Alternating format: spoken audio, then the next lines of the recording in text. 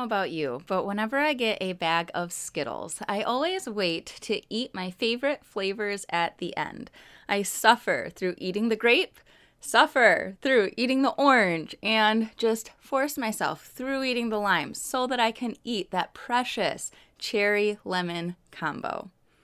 This isn't exactly what suffering truly is, right? But this delayed gratification, this holding back from what we really know that we like, that we really want, in order to enjoy it more so that I can have this lasting flavor in my mouth, right? That I'm not stuck with this.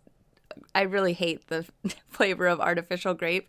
I'm not stuck with this artificial grape flavor in my mouth when I'm done enjoying a candy that I really, really like. When we talk about fasting, there are two different forms of fasting. Now, while obviously eating Skittles isn't fasting in and of itself, the concept can be found in that my choice to delay eating the yellows and the reds at the end is a form of natural fasting. It's something that I'm choosing. It is not imposed upon me. There's no rules. Mars doesn't have some guideline of how to eat Skittles. But if they did, and they said, well, you're supposed to eat them by the handful, you're supposed to eat all flavors at the same time, or you're supposed to eat it, in a particular order, that would be what is called ecclesiastical fasting, where there is a rhyme and a reason that is dictated how you are supposed to follow this. And so when we're talking about fasting in the Catholic Church during Lent, there is ecclesiastical fasting. That is where on Ash Wednesday, on on the Fridays of Lent, we are called to eat one meal and then two small meals that would equal one large meal throughout that day. And so we have different levels that we are called to ecclesiastically from the magisterium in the Roman Rite of Catholicism. That is how we're supposed to fast. There was a recent video on St. Michael Abbey's YouTube channel that was called Catholics Must Fast More Intensely This Lent. It's a beautiful video. It has 235,000 views right now. And it really just went into listening to the Lord and seeing what it is that He wants you to do this Lent. Do a great fast for a great feast is the premise of the video. And what He's calling toward in this video is natural fasting. He's saying step away from this ecclesiastical fasting. Stop following a rule book. Stop saying, hey, what am I supposed to do here? Is this okay? Is this not okay? What is the Lord calling you to? How have you sought the Lord in what it is that He wants you to fast from this Lent? And what do you want to add in? St. Thomas Aquinas here in this book, he talks a bit about that natural fasting and ecclesiastical fasting, but also how fasting is a safeguard for chastity, that when we have spareness of food and drink, that lust loses its heat.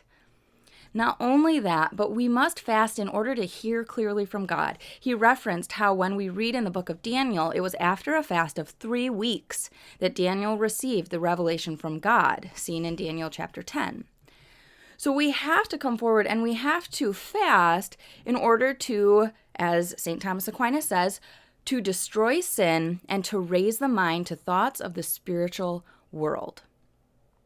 Back in 2018, Chaste Love had asked me to write a blog post for them, and I ended up writing a blog that was entitled Chastity is Synonymous with Charity.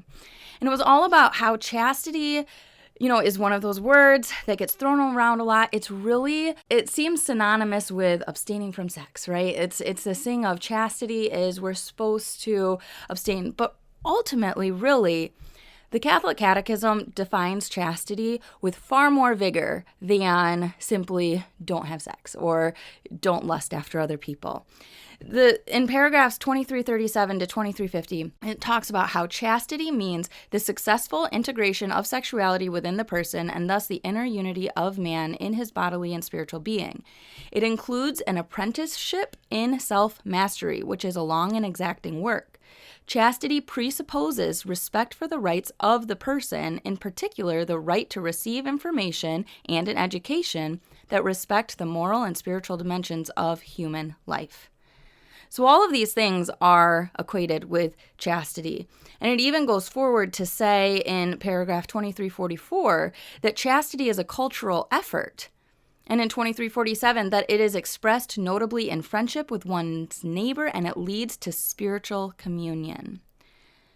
And so when we talk about how chastity blossoms in friendship, how we have this supernatural experience of love when we're practicing chastity, when I'm practicing a chaste marriage, a chaste marriage is beyond, one of the references I made in this blog is the opposite of cheating on my husband, not cheating on my husband.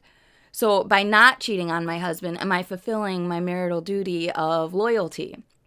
The answer there, of course, is no. There needs to be a giving of myself. Love does more than just what we aren't supposed to do. It does what we are supposed to do. It goes above and beyond to find how can we grow in love, how can I love more deeply, and how can I do these things. Chastity is the epitome of love, and charity is another word for love. Charity is love. Those two words are the same.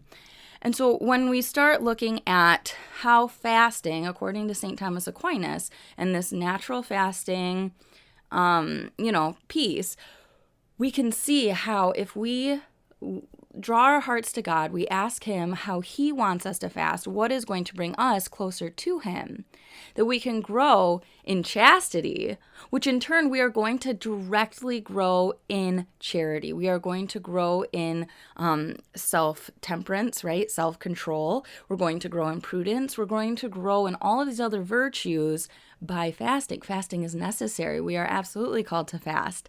And when we do that, it allows the space for us to offer our reliance to God. To say, God, you are the one that is going to pull me out of this. You are the one that I'm going to rely on. A lot of people give up coffee for Lent, right? It's like, God, I'm relying on you to wake me up. I'm relying on you to, pull me away from desiring this certain thing that I'm giving up. And then we replace that with a prayer. We replace that with something else. Whether that be more patience, whether that be, right, as I said, like a Hail Mary or an Our Father, or simply saying a prayer about anything, right? That you're drawing yourself to God. You're replacing what it is that you're sacrificing with a step toward Jesus Christ. If you're going to fast and you're not going to be working on drawing that relationship back to God, if you're choosing to fast from something because it's giving you an upset stomach, if you're choosing to fast from something because you just want to lose some weight, if you're choosing to fast from something with a motive other than I want this to help me understand my reliance on God, you're not going to have as fruitful of a Lent and fruitful of a fast, nor will you be fasting in the way that we are called to in the Catholic Christian world, in the Catholic Christian life. And so I just want to leave you with that today. Just seek God. There was a post that I shared on my Instagram story today that said, it is not up to you to lead Jesus into the desert this Lent. Allow Jesus to lead you into the desert. Seek Him for what it is that He wants you to be doing this Lent. Do not do what it is that you want to do in vain. And you will experience a Lent that is unlike any that you have experienced before. He promises that. God bless you. Have a happy Maundy Thursday, or rather a solemn Maundy Thursday, and I will talk to you again tomorrow.